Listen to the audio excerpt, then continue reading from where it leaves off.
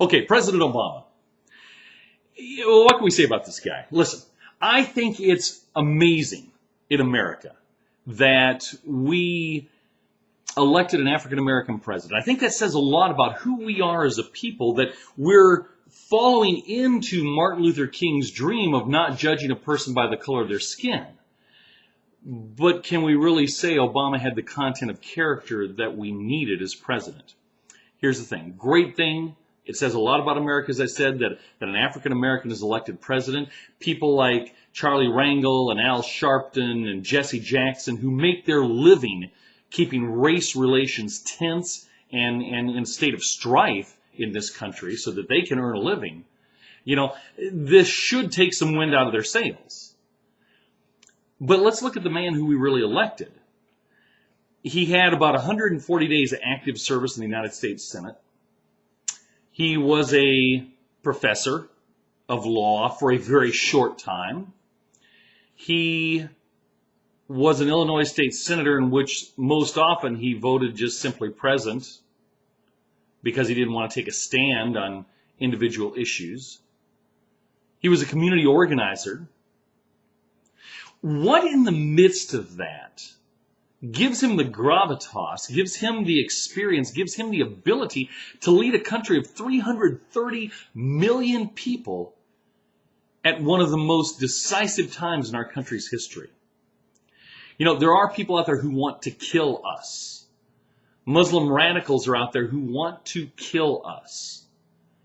We have all types of strife and unrest in this country, economically.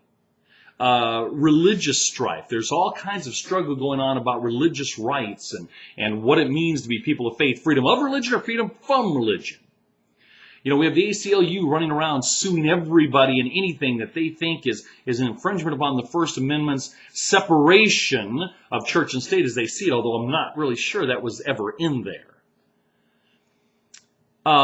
We have economic unrest at levels we haven't seen probably since the Great Depression. So what is it about this guy that qualifies him to run our country? He's a charismatic speaker. He can articulate a message. He's a nice-looking guy. But you know, if you look at what's gone on in the first 100 and so odd days of his administration, you know, almost 200 days now, I guess, 6 months. You know, if you look at what's gone on during his administration, it has not been stellar. He's quadrupled the deficit. He's driving up our long-term debt. He passed a stimulus package that he said would not allow unemployment to go above 8.5%. We're pushing 10%. Some states, Michigan, are already into double-digit unemployment. A good labor state there. We'll see how that goes over for him. But he hasn't done anything that has helped yet. All he's wanting to do is pile spending upon spending upon spending. He is a traditional tax and spend liberal. Now, I don't like throwing around the word socialist. I think that tends to be inflammatory. I think that tends to, pull the debate away from really the substantive issues of what it is that Obama stands for. But if you look at what he stands for, he really does stand for an expansion of federal government and power. I mean, look at this cap and trade bill. There's provisions in there that says you and I cannot sell our homes as Americans unless we have the federal government come in and inspect our home to make sure it's energy efficient, to make sure that our windows are right, that we have the right R factor of insulation in the walls, in our ceiling, that, you know, our doors seal off the draft, that, you know, our water is proper, that we have the proper light bulbs. I mean, come on, folks, where does this end? Where does government intrusion into your life and my life end? But that is what we're getting under Obama, because that's what he believes in. If you look at the people he hung around with prior to being elected, I know the media poo-pooed it. You know, William Ayers, Jeremiah Wright, you know, all these people that he hung out with. But you know what? the people someone hangs out with says a lot about who they are and says a lot about their character. William Ayers does not love America. Jeremiah Wright says he loves America, but it's his version of what America is. When you call on the Lord Almighty to damn our country, how much love can you have for our country? His wife said America was just Michelle Obama, whom the media is just enthralled with in her fashion. But you know what? There's something more substantive than fashion. And that is, she thinks this country is a mean country. It's a mean-spirited country. Barack Obama, we didn't think about it. But Barack Obama said, people in Pennsylvania, they just run to God and guns and all these things when things get tough. What an elitist view. But now look what we've got. We chose to ignore all of these warning signs. We chose to ignore them because we wanted change. There were Republicans out there. I'm not saying conservatives. There were Republicans out there who said we need change. Now look at the change we've got. We've got the government taking over private companies, telling private companies how much they can pay their people, trying to intrude into your homes and my homes, and saying what kind of windows and insulation we have to have in our walls. Where's this going to stop, folks?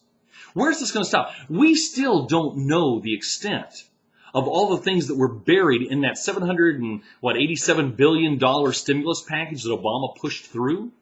We still don't know the things that were buried in there that's going to affect you and I. I know there were things about electronic medical records and things such as this that were invasions, that are invasions into our privacy.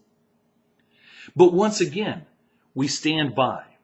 And why do we stand by and listen to the stuff this guy puts out? Well, because we, as true conservative Americans, as the ones who carry the true vision of America in our heart, we have been stifled by a system that is set up to make us look like we are in the minority.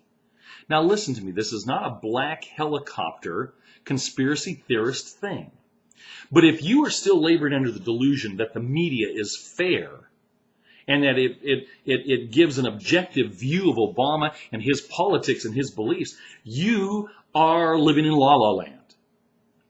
Here's a president who has a background that's horrendous, with regard to whom he hung out with, his political views, extreme liberal views. But it's being ignored by the media. Do you really think if this would have been a Republican administration and he would have made a promise like this stimulus package is going to prevent unemployment from going over 8.5% and now it's surging toward 10, do you really think they'd give him a pass like they'd given Obama a pass? Do you really think if a Republican would have bowed to a Saudi prince that the media would have given him a pass? Do you really think if a Republican would have done some of the things that Obama has done and had the failures that Obama has had, that they would have given him a pass? But they give this guy a pass, and then when they do their polls, interesting thing about polls, guys, is when polls are done over the weekend, they tend to be more liberal than mainstream America. And so if you look at the polls that support Obama, they tend to be made over the weekend. Why? Because that's the way they've learned that they can get a good liberal spin on polls. But you look at Rasmussen, you look at Gallup, and his approval rating is going down. Why? Because people are starting to wake up. But here's the thing, guys. We've got to realize we're not in the minority.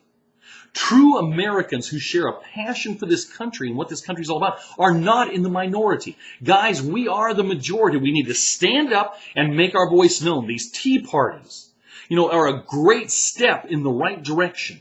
Making videos like this on YouTube is a great step in the right direction. Guys, we've got to stand up and let these folks in Washington know they no longer run this country. We run this country, the American people.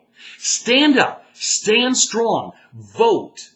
Let your opinion be known. Call your senator. Call your representative on these bills. Let them know that their vote will impact your vote. Let them know what your opinion is. Guys, that's the way we run America. Now let's go out and let's stand strong. Let's realize who our president is. But yet don't lose heart. Let's realize we hold the power in our hands.